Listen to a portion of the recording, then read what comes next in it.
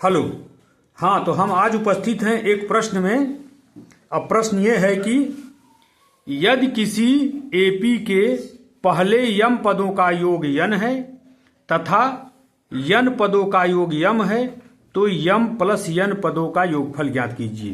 तो ध्यान दीजिए, ये समांतर श्रेणी का एक प्रश्न है, बहुत ही पूछा जाने वाला प्रश्न है।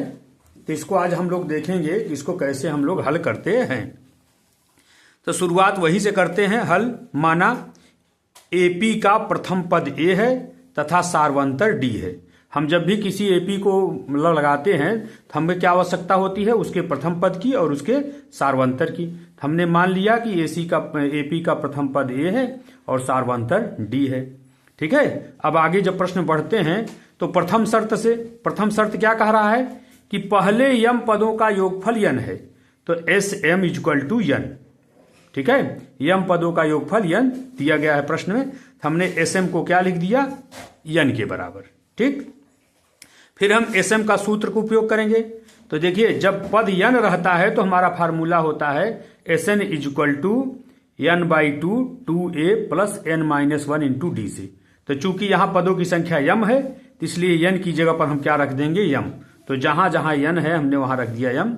तो हो गया क्या, M by two plus two A plus M minus one into D equal to n. पदों की संख्या क्या है, मतलब योगफल क्या है, यन। तो इसको हम थोड़ा सरल करते हैं। दो का इधर भाग है तो इधर गुणा करते हैं, इधर गुणा है तो इधर भाग करते हैं। तो हमारा हो जाता है क्या, टू ए बराबर M minus one into D बराबर टू एन प्लस एम बराबर। समीकरण एक बन जाता है हमारा। यहां तक कोई दिक्कत नहीं है। द्वितीय शर्त में क्या कहता है प्रश्न में कि यन पदों का योगफल यम है। ठीक है, तो द्वितीय शर्त क्या है, एस एन इक्वल टू यम। ठीक है, ये पदों का योग होता है, एन पदों का योगफल। यन पदों का योगफल यम दिया है, हमने यम के बराबर लिख दिया।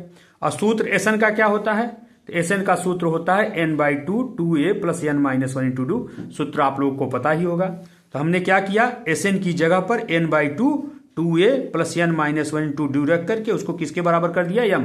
क्योंकि प्रश्न में दिया गया है यन पदों का योगफल एम है। फिर वही काम, यन बाई टू का इधर गुणा भाग है तो हमने तो दो का जिधर भाग है इधर गुणा कर दिया, इधर गुणा है इधर भाग कर दिया। तो two A plus N minus one into D बराबर टू एम माइनस एन मिल गया। ध्यान दीजिए, यहां पर मिला था टू एन बटा एम और यहां पर मिल गया है टू एम बटा एम। समीकरण एक हो गया, समीकरण दो हो गया। समीकरण एक और दो को हम लोग क्या करते हैं, विलोपन विधि से हल कर लेते हैं और डी का मान निकालते हैं। समीकरण एक और दो से समीकरण एक को लिखा हमने, समीकरण दो को लिखा।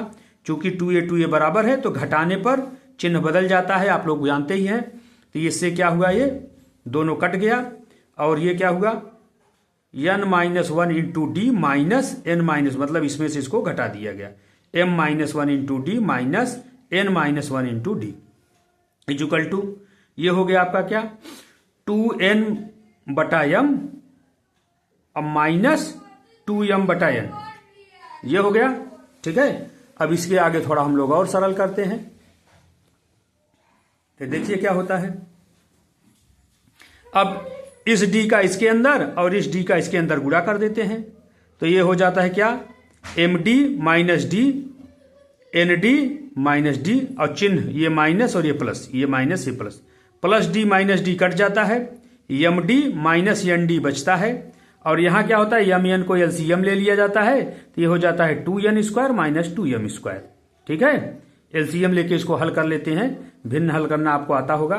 फिर यहां पर ध्यान दीजिए, डी कॉमन है तो डी कॉमन लेते हैं, ब्रैकेट में हो जाता है एम माइनस एन, और यहां पे माइनस टू कॉमन ले लेते हैं तो हो जाता है ये माइनस की वजह से प्लस, ये माइनस हो जाता है तो ये आगे हो जाता है, ये पीछे हो जाता है माइनस कॉमन लेने की वजह से। आप इसको जानते ही होंगे। तो ये हो गया M square minus N square minus two common. ध्यान दीजिए, इसका इधर भाग है, गुणा है, इधर हो जाएगा इसका भाग, और ये यहां पर एक फार्मूला लग जाता है ए स्क्वायर प्लस बी स्क्वायर वाला, फार्मूले से ये टूट जाता है। ठीक है ना, क्या होता है यहां पर ए स्क्वायर माइनस बी स्क्वायर वाला फार्मूला लग जाता है। एक ब्रैकेट में हो जाता है ए प्लस बी, एक ब्रैकेट में ए माइनस बी से। ठीक है, ये यहां पर लग जाता है। तो एक ब्रैकेट ए में, और ये इसका इधर गुणा है तो इधर हो जाता है भाग, और ये m-1 ऊपर नीचे होने की वजह से कट जाता है। हमारे पास क्या बचता है 2am+1 बटे mn, हमारे पास यही बचता है।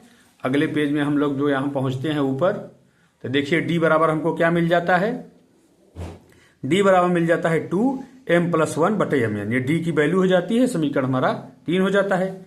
अब पुनः हमसे प्रश्न में क्या पूछता है, m+n पदों का योगफल ज्ञात कीजिए। तो हम क्या करते हैं, m+n पदों का योगफल निकालते हैं, जिसको हम m+n बोलते हैं। तो यस m+n, अब सूत्र क्या होता है, n की जगह पर m+2 लिख दिया जाता है। m+n बटे 2a plus ma+n-1 into d, ठीक है, सूत्र का इस्तेमाल करते हैं। इसको ऐसे ही छोड़ देते हैं, यहां तक आता है, कोई दिक्कत नहीं। अंदर देखते हैं, अंदर हमारा हो जाता है 2a प्लस, अब हम क्या करते हैं, इस एक को जो यहां माइनस है इसको m के पास लाते हैं, n को किनारे कर देते हैं। हमने क्या किया, m-1 प्लस n कर दिया, मतलब n को पीछे कर दिया, इसको आगे कर दिया। क्यों किया, इसका रीजन अभी आगे बताया जाएगा, ठीक है। अभी देखिए d है, तो d को एक बार इसके साथ लिख देते हैं, मतलब d का अंदर गुणा कर देते हैं, तो d क्या हो जाता है हमारा 2m-1 इंटू d और nd, मतलब एक बार इसके साथ एक बार इसके साथ गुणा हो जाता है। अब अगर आप ध्यान से देखते हो तो ये चीज हमारा बन जाता है क्या, ये वाला समीकरण 1 का बायां पक्ष बन जाता है। इसी को बनाने के लिए हम एक को इधर लाते हैं, बन गया। तो इसकी जगह पर हम क्या लिख सकते हैं, 2n बटा m। हमने क्या किया, इतनी की जगह पर 2n बटा n रख दिया, क्योंकि इसका मान देखिए यहां पे लिख गया है, चूंकि 2a plus m-1 into d बराबर 2n समीकरण 1 से, तो इतनी जगह पर लिख दिया, और n d पहले से ही है, ठीक। अब क्या हुआ, d की वैल्यू हम रख देंगे यहां पर, ये इधर उतर आया 2m प्लस n, ये ऐसे उतर आया। यहां पर हमने d की जगह पर d की वैल्यू क्या है, ये 2m प्लस n बटे n, तो यहां पे हमने रख दिया d का मान रखने पर, ठीक। जब d का मान रखते हैं तो n से इसका मल्टीप्लाई हो, तो n से n कट जाता है, तो यहां बच जाता है 2n बटा m प्लस, और इसका अंदर गुणा कर दिया जाता है 2m-2n बटे n। चूंकि हर बराबर है, तो हर बराबर होता है तो ऊपर के अंश को जोड़ घटा दिया जाता है, तो ये हो जाता है 2n प्लस माइनस का गुणा -2m, ये प्लस 2m है, -2n है, कट जाता है, बच जाता है -2m बटे m, ठीक है, ये हो गया।